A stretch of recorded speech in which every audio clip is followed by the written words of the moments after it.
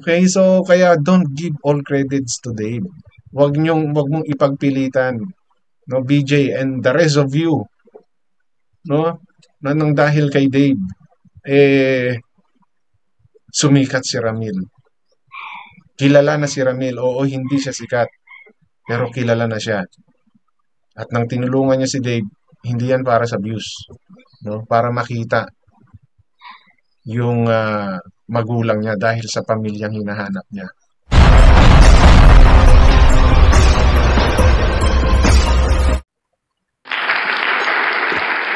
Alright, so isa na naman pong bagong upload, bagong content na ating bibigyan ng sariling opinyon ng inyong lingkod.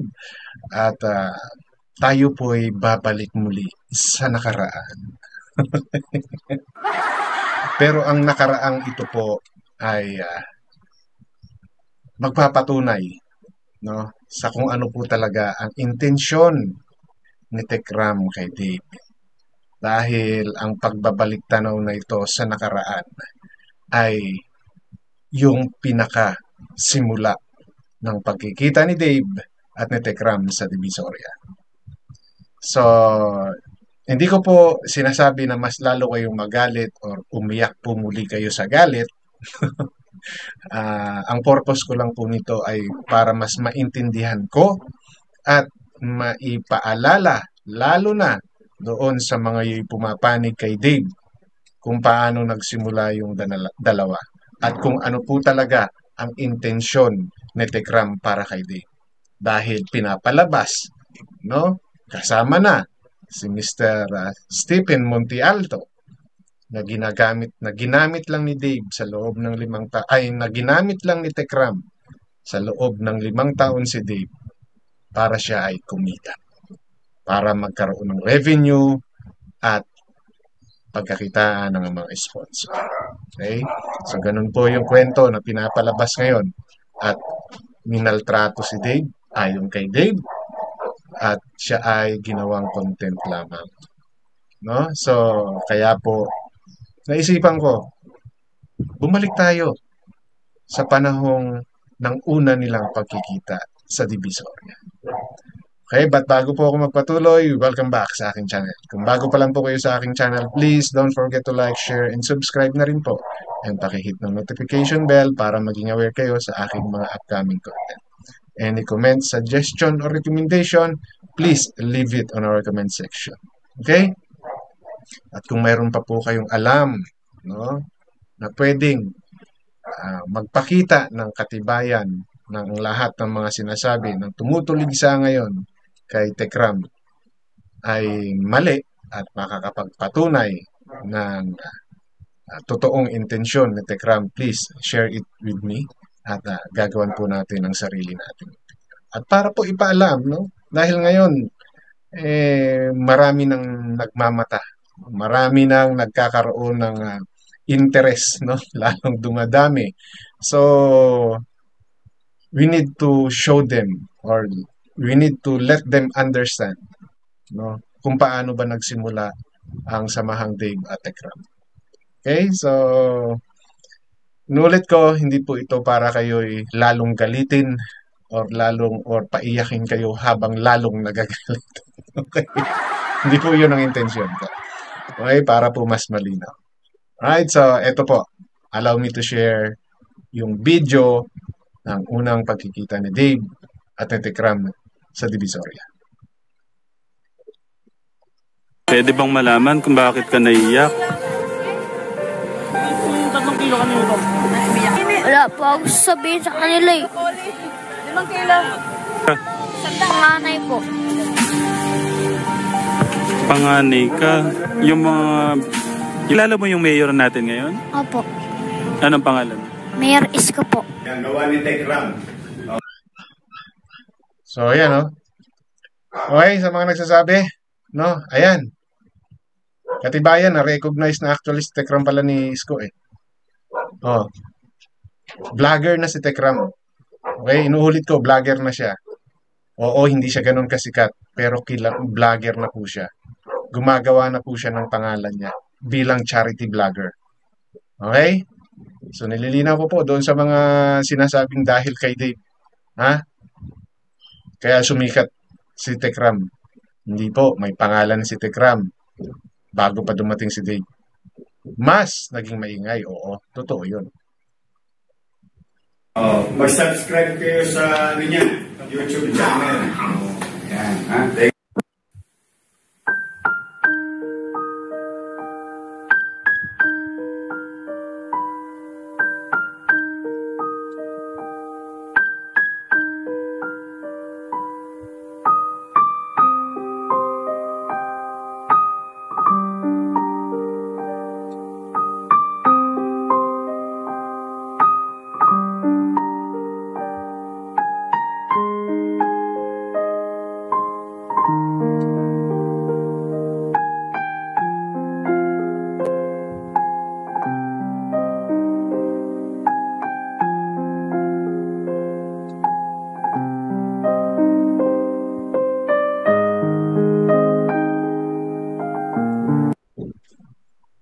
Alam ko nung napanood ninyo yung video na to, no? Yung umpisa pa lang, marami nang naantig sa inyo. Marami nang pumukaw sa inyong mga damdamin bilang isang magulang, no? Maraming nagka-interes, lalo na nung nakita ninyo yung the rest of the video. Di ba? Isang 12 anyos, kargador sa Divisoria, nakayapak. Di ba? Malayo sa magulang. Lumaki sa estranghero at namumuhay sa Divisoria. So, yan po yung ginawang presentasyon sa inyo ni Tekram. Di ba? Maraming Dave sa Divisoria. Pero kung paano pinakita sa inyo ni Tekram, paano niya pinakita sa video na to yung genuine, no, na pag-aalala at pagbibigay importansya doon sa mga sinasabi ni Dave, no? Yun po yung pinakamalaking factor kaya po kayo naantig sa istorya ng buhay ni Dave, no? Sa tingin nyo, kung ibang vlogger ang gumawa nito, mapapansin nyo kaya si Dave? Di ba? Ito po ay isa lamang, no? So, ilang part ng video ni Dave. Okay? At nung ginawa ito ni Tekram, hindi po para siya ay kumita, no? Hindi po yun ang purpose niya, eh. Kaya siya nakarating dyan sa Divisoria dahil tumutulong din po siya, no? Nagkataon lang, nakatawag ng pansin niya itong si Dave. Pero nung nakatawag ng pansin niya itong si Dave, ano po ba ang kanyang hiling? Diba yan, no? Kung sino man po may kilala sa mga magulang ni Dave, please po, pa-comment po, pa-share na din po, mga kababayan. Salamat po ng marami. Yan po ang naging panawagan ni Tekram, no? Matulungan si Dave na mahanap yung kanyang mga magulang dahil ang hiling ni Dave, isang maayos na pamilya. Di po ba? So, nasaan po dyan yung sinasabi ninyong revenue ang habol? Well, siguro dito sa part 1 na to, hindi nyo pa iisipin. Diba? Pero dun sa part 2, maaari magsisimula na kayo mag-isip. Pero dun sa part 2 po, hindi pa rin, eh. Doon po, mas lalong pinakita ni Tekram yung kanyang sincerity and eagerness na mahanap yung mga magulang ni Dave. Pero dito po, sa unang bidyong ito about kay Dave, marami po sa inyo ang umiyak, ang naawa, ang gustong umampon kay Dave. Di ba? Kasi nakita ninyo yung hirap ng isang 12 anyos, nagtatrabaho, hindi alam kung nasaan ang mga magulang, inampon na ng ibang tao, sa murang edad, siya pa ay panganay, dumadanas na ng ganitong child labor. Di ba? So, ganun po, prinisinta, no, ni Tekram. Oo, hindi maipipresenta ni Tekram ng ganito si Dave kung walang Dave. Totoo yun. Totoo po yun. Pero kung walang Tekram, malalaman nyo ba ang buhay ni Dave? Malalaman ba natin ang buhay ni Dave? So malaking factor po itong pagpupursigi ni Tekram sa kung ano man yung meron ngayon si Dave. Di ba?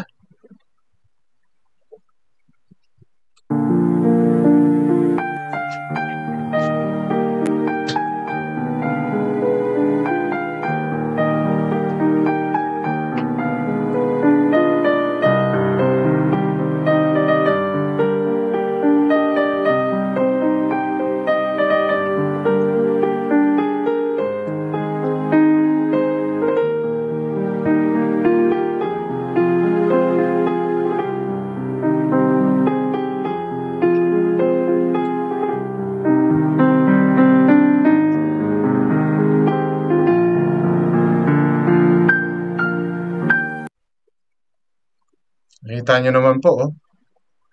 Di ba? Siguro, hindi lang siguro isa, dalawa, or tatlo, or apat na beses na pabalik-balik siya dyan, no? Hindi natin alam kung gaano kalayo yan.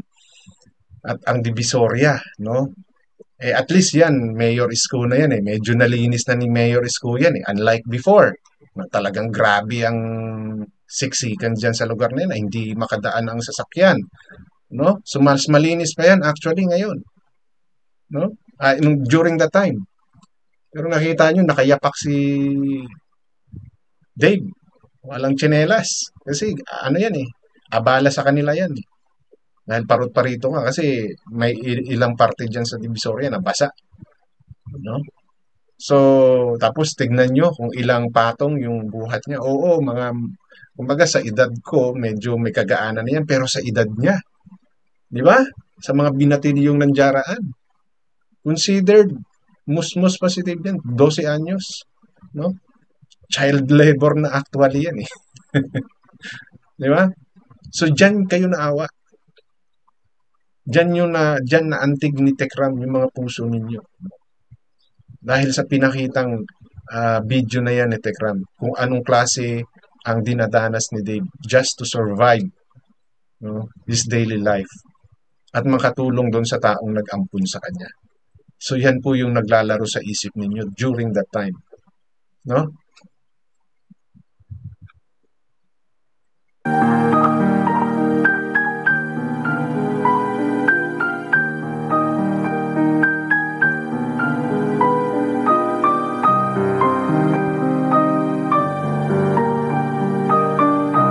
So ito, bali pinaliwanag dito ni Tekram, no?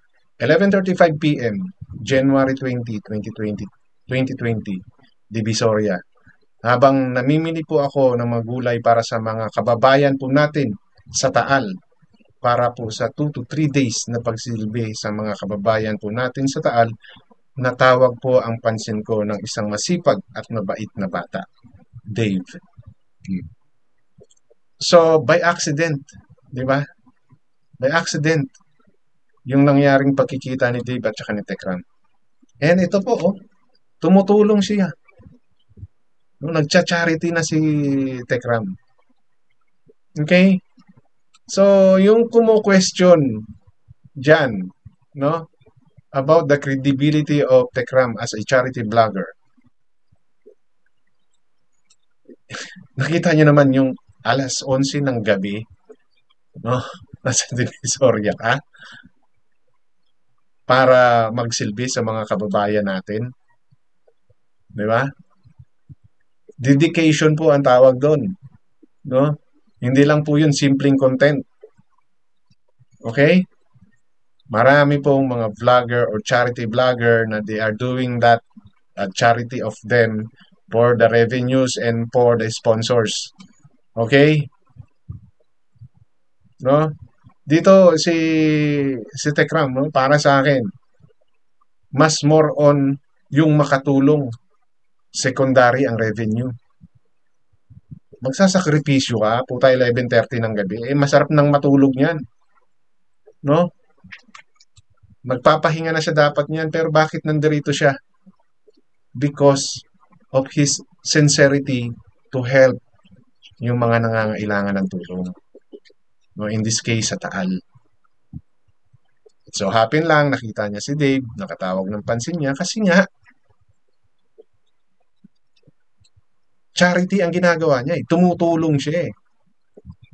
So, makakita ka ng ganito, at charity vlogger ka, ano ang tendency mo? Content to, content, ganun ba? Ganun ba ang iisipin mo? Ay, pag ganun ang isipin mo, eh, hindi ka for charity. Ha? For revenue ka. Di ba? Oh. Ay, nako.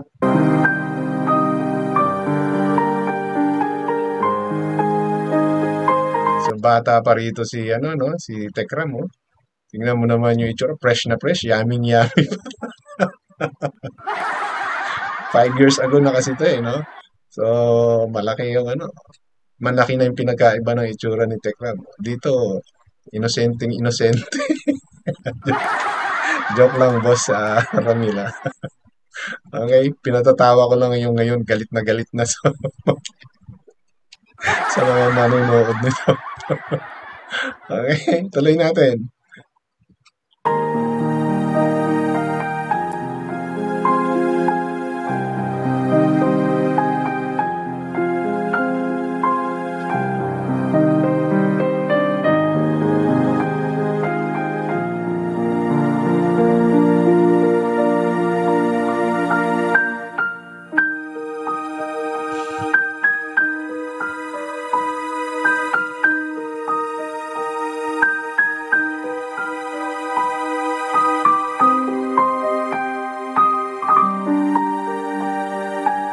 Dito nagtatrabaho, Dave? November po. November. Pwede bang magkwento ka? Bakit ka napunta dito, Dave? Alam mo, maigi, no? Hindi pa siya masyadong nagtatagal. November lang siya nagsimula. Nakita siya January. So, sabihin na natin nasa isang buwan, maybe, no? Na nandiyaraan si Dave. Maigi, maaga siyang nakita ni Tekram. Kung hindi, at tumagal-tagal pa, no? Baka tropa na niya yung mga solvent boy o rugby boys. hindi po natin may aalis yan. No? Kung siya ay inabot pa ng 2, 3, or hanggang abutin siya ng 5 buwan dyan. Puta, nakikita nyo yan. Baka, baka habang may binubuhat yan, may nakaganon sa ilong niya. No? Swerting mo talaga, Dave. No, dahil maaga ka nakita ni Tekram, pinag-adya talaga kayo na magkita. Dahil kung hindi, ay baka ngayong taon na to, baka 2024 pa or 2023 pa, kwento ka na lang. No, kwento ka na lang. Kaya swerte mo, no? At maaga kang nakita ni Tekram. Inampun po ako ni Ka Martin. Doon po ako napunta rito. Ayun lang po. Sino yun si Kang Martin? Nagkampun po sa akin. Paano mo yun naging kilala? Sa may basay ko po kasi dati natira. Tapos yun po, nabaitan po siya sa akin. Inampun daw niya po ako. So, sa Bakseco pala siya napatira, no? Nung inampun siya, nung Ka Martin, no? And I'm not disgrading, no? Yung mga nakatira sa degrading, no? Sorry. Hindi ko dinidegrade yung mga nakatira sa Baseco, no? Ang Baseco kasi may pagka kilala, no, sa maraming mga nakatira diyang hindi mga mapamantalang tao, no? And nagiging lugar 'yan, no? Takbuhan 'yan ng mga taong alam mo, yung mga pasaway, no? So, kumbaga, for him to stay there and not being guided by parents niya, no? The possibility na siya ay matulad doon sa mga naliligaw ng landas ay malaki. malaki po yung chance doon. At base rin din sa kwento nila, inampun lang sila at marami sila, no? So kahit na may magandang hangarin, yung Kamartin para sa kanya, ang problema pong malaking factor dyan is yung surroundings, no? Okay, hindi ko po sinisiraan ang mga nakatira sa Baseco, okay? Kasi ang Baseco, ano na yan eh, nakapaligid dyan yung mga, ano, pier, yung mga malalaking container, mga daanan yan, no? Parang, ano yan, malapit talaga sa mga pwedeng gumawa ng kalokohan, no? Yang lugar na yan. Okay, inuulit ko po, hindi ko po sinisiraan ang mga nakatira sa Baseco. Okay, hindi ko po sinisiraan kayo. So, yung reputation po kasi na ganun, eh, nakikita rin naman natin sa balita. Nakikita naman natin sa balita. Paggampon sa'yo, bakit ka umalis sa kanya kay kuya yung nagampon sa'yo? Hindi pa ako umalis. Pupunta-punta rin po ako doon. Ay, hindi ka umalis. Kumbaga parang nagsabi ka na pupunta ka dito, magtatrabaho ka. Alam po niya. Alam po niya na pupunta ako dito.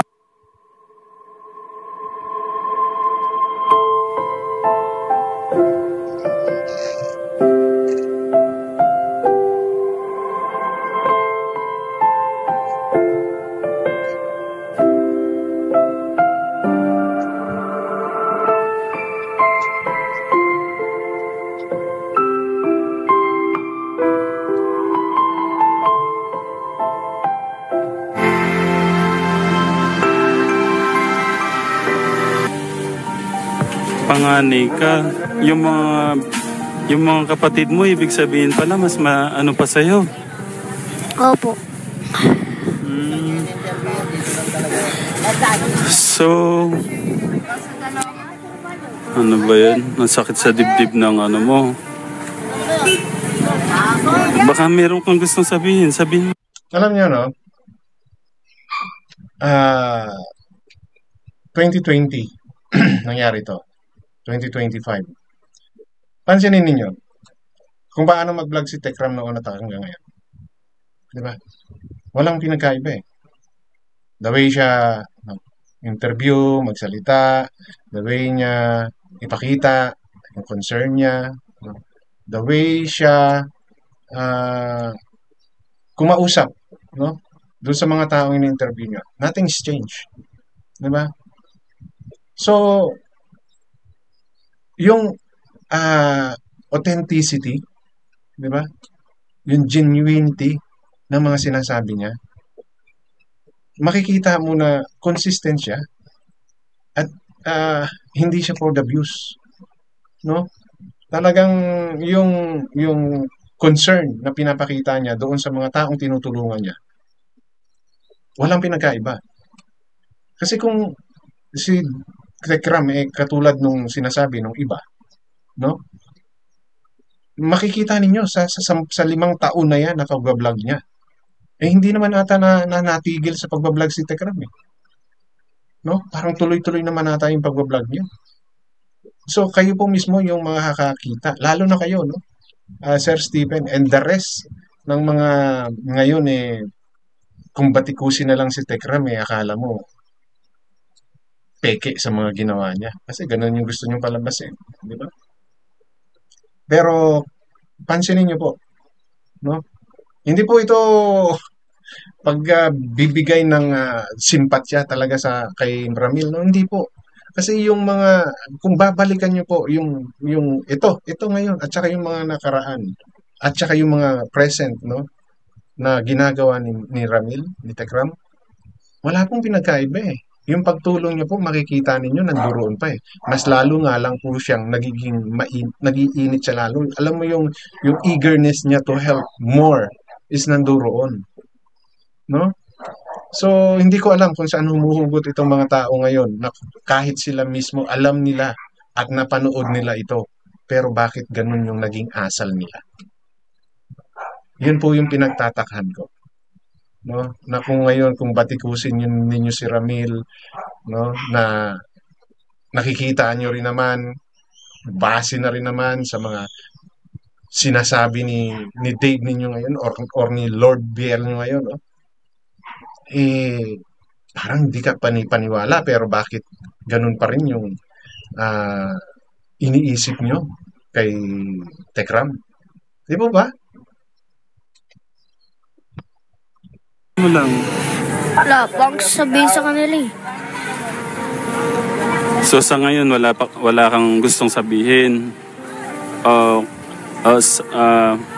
sa akin baka may gusto kang, kung tatanungin kita, baka may wish ka o may gusto, anong gusto mo? Magbuulit kami pa pamilya. So, yun po yung maaring umantig kay Tekram. Pamilya. Buong pamilya, maayos na pamilya. No? Pakiramdam ko lang, no? Yun yung nagtulak kay Ramil para balik-balikan itong si ah, Dave, no? Kasi sa mga susunod na mga videos, no, yung mga susunod na part nito, doon po unti-unti at doon ko mas lalong naintindihan yung eagerness niya, no, na hanapin, ipaalam, no, hanapan ng magandang pwedeng tumulong kay Dave, no. Wala po sa intensyon dito, no, sa video to, wala po sa intensyon ni Ramil na ampunin si Dave, no. Oo, doon sa next video nito na nakaramdam siya na gusto niyang ampunin, kaya lang si Dave ata during those times ayaw. Puro ayaw ang sagot niya kasi may mga nag-offer na eh. No? So mga susunod po na video yun naman po yung re-reaction na natin. Dito po muna tayo, no, sa kung paano nagsimula si Dave. And for me, no, that longing for a family, no, na mag-aalaga at kakalinga sa kanya, sa tingin ko yun yung nagpaantig kay Ramil. And sa inyo na rin, no, sa inyong mga unang nakapanood sa istorya ni Ramil at saka ni Dave, no? The longing of a 12 years old boy, no, for a happy family, no? But yun nga, nauwi siya dyan sa Divisoria, naging kargador, maagang binuhay yung sarili para makasurvive sa pang-araw-araw niya at no, nang limos ng kalinga sa ibang tao. No? So, for me, those are the factors. No? And yung kababaang loob ni Ramil, so yun yung nag-push sa kanya para ituloy-tuloy itong pagko-content niya kay Dave. No? Alalahanin niyo, hindi niya po inisip dito, nakikita siya, ha? Hindi, I don't think na yun yung nasa isip niya, no?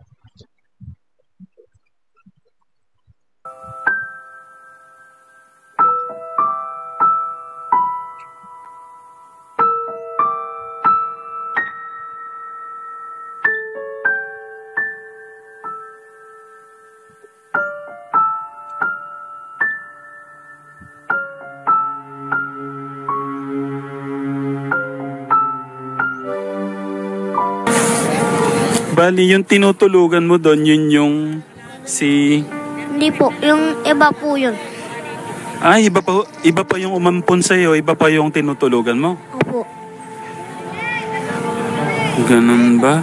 Pwede ba akong magpunta doon isang araw para kumustahin yung kasama mo doon? Marami po kasi kami dun eh. Mga ganong kadami at saka matatanda ba yung mga kasama mo o gaya mo lang din? Mga binata pa po. Mas matanda sa'yo? Hindi po. Parang kasing tanda mo lang? Mga tanda niyo po. Ah, okay. Safe ka kaya doon? May nag-aalaga sa'yo doon? Opo. Pinapakain niya po ako.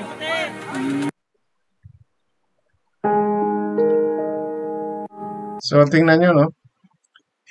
Base sa kwento niya, yung Martin, yun yung nagampun sa kanya. Pero parang iba yung sa iba siya nakatira. Parang, ewan ko kung ganun ba talaga yung kwento niya. Pero nakita niyo yun. Kailangan niya, hindi naman siya basta-basta pwedeng tumira doon sa kung saan man siya natutulog ngayon, di ba? So, kailangan niya talaga magtrabaho. Wala siyang choice. Di ba? Wala na siyang choice. Kasi malamang yung tinitirhan niya or nagpapakain sa kanya, eh kapareho niya rin na baka dyan din sa Divisoria nagtatrabaho. Di ba? So, kailangan niyang kumayod para mabuhay yung sarili niya. Di ba? Kaya yung struggle niya, naramdaman nung ninyo, no? Ng Tekram community. Kaya talagang nabigyan ninyo ng pansin yung buhay ni Dave. Diba? Iyan po ay first part pa lang, no, ng pagbabalik tanaw ko, okay, sa kung paano nagkakilala si Dave at saka si Tekram. At kung bakit gano'n na lang yung sisigawan nila BJ na kung hindi dahil kay Tekram ay kay Dave, hindi makikilala ang channel ni Ramil. Ayan po, oh. No, recognize na siya ni Yorme. Di ba? Nagba-vlog siya kay Yorme. And during the time, no, talagang unang upo ni Mayor yan eh. Isko, di ba? Dahil kahit ako naka-follow ako noon, nanonood ako kay Yorme, no? Nung ako po'y nasa Singapore pa. Dahil nga po sa ginawa niyang total change, especially dyan sa Divisoria. Naku, dahil naalala ko pa nung huling uwi ko, no, nung hindi pa si Yorme ang nakaupo, grabe ang Divisoria. Na hindi ko alam na ganun kalawak pala siya. Nung nilinis ni Yorme, ayun, nakita kung gaano yung ginawa niya. At lahat ng mga vloggers, no, halos nakadikit noon kay Yorme. So, kung, no, recognition din lang ng channel ni Ramil, kilala na siya. Okay? Kilala na siya. May pangalan na siya. Mas lang. No? Naging mas matunog lang because of this Dave. No? Pero kung baga nabubuhay na ang channel ni Ramil, wala pa si Dave. Okay? Kaya don't give all credit kay Dave. No? Dahil kung hindi yan prinisinta, the way na prinisinta ni Ramil sa inyo, okay? Hindi nyo mapapansin yan. No? I don't know if during those days may mga vloggers na ganyong oras nandiyaraan pa sa labas. I'm not too sure. Okay? Or coincidence lang na may binili si Ramil dyan sa Divisoria sa oras na yan. Okay, so kaya don't give all credits to Dave. Wag mong ipagpilitan, no, BJ and the rest of you, no, na nang dahil kay Dave sumikat si Ramil. Kilala na si Ramil. Oo, hindi siya sikat, pero kilala na siya. At nang tinulungan niya si Dave, hindi yan para sa views, no, para makita yung magulang niya dahil sa pamilyang hinahanap niya. No? Pagtulong ang purpose ni Ramil, hindi para sumikat. Secondary na lang yung mga sinasabi ninyo para sa kanya. So, makakaasa po kayo na patuloy ko pong babalikan yung mga nakaraan dahil sa bilang patunay na mali kayo sa mga nag-aakusa kay Ramil. Ang dahil lang sa ginawang pagdidisiplina, no? Palalabasin ninyo na namaltrato si Dave. Sobra naman yan. Di ba? So, balikan natin kung anong klaseng tao noon si Dave. At mukhang bumabalik siya sa gusto niyang buhay. So, matuto po tayo mag-fact check para hindi po tayo mapagsabihang fake news. Hanggang dito na lamang. Maraming salamat.